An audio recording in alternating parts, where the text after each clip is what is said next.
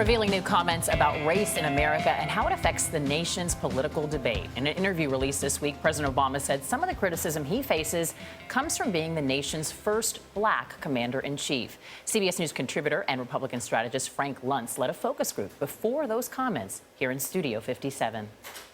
I think it's racist for him to have to feel as though he has to inject himself into every racial incident that happens in the United States just because he's a black president. I don't disagree with you, and I definitely think it's important for people to take responsibility for themselves, but I do also think that there are certain systems within our society that have kind of stacked the odds against people, and I'm not saying that that gives anybody an excuse, but I think that being aware that these things exist is really important for us as a community. Nobody's denying that there's racism in America. There's divisions, there's divisiveness. I'm just saying again that we don't need to fuel that and inflame the passions now. Has it been improved since the 50s? Yes.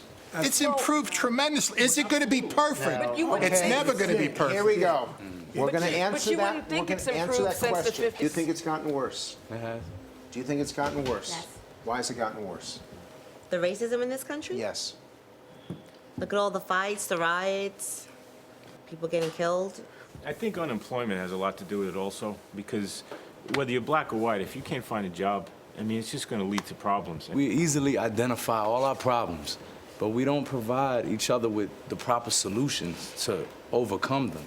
We're so quick to label, I got held down here or held down there, instead of, putting our nose to the grindstone and saving money. We have to learn how to take responsibility of our own self.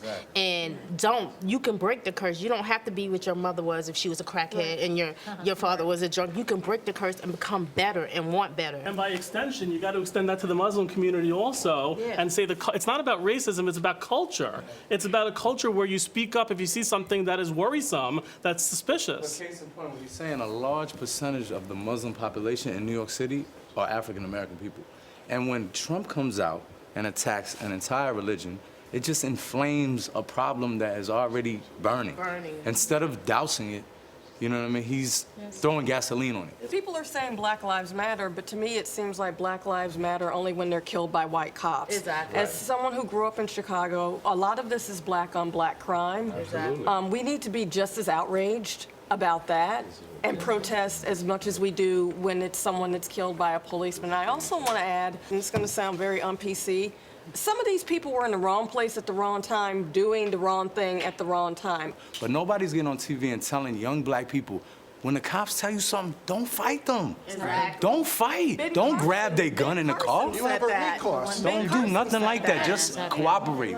If you go to jail, you go to jail. But I bet you won't die. Or you might not die. And that was Frank Luntz with that focus group.